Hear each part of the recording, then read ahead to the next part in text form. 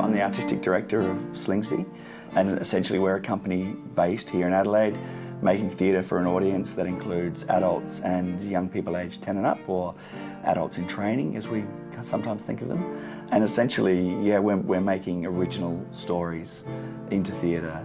And the aim of the work really is to acknowledge that sometimes life can be difficult.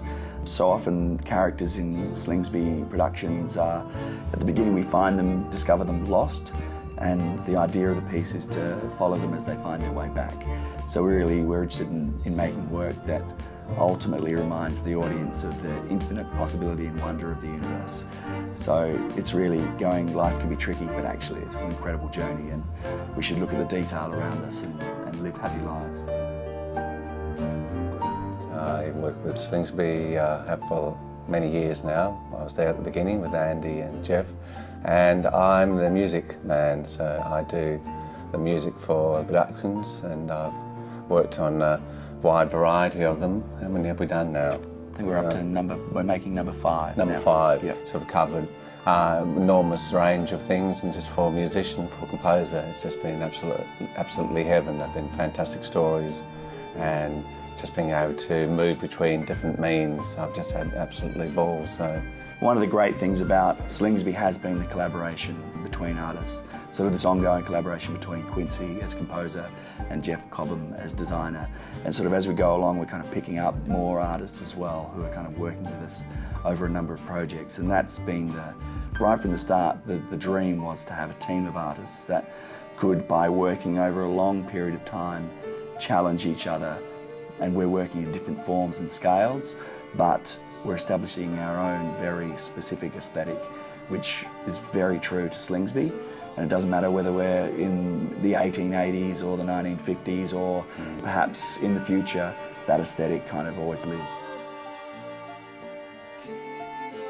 Ultimately, an audience, when they go to the theatre or when they go to art, I think they want to escape.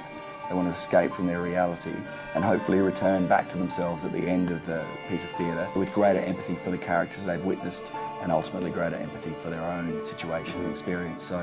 So by creating a really cohesive Slingsby world, we create a place which people consistently can sort of disappear into and return from.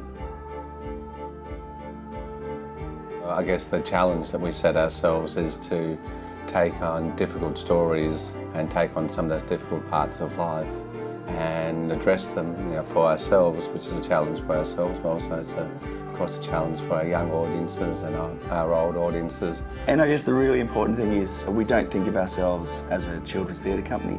We're a contemporary theatre company that invites any young audience.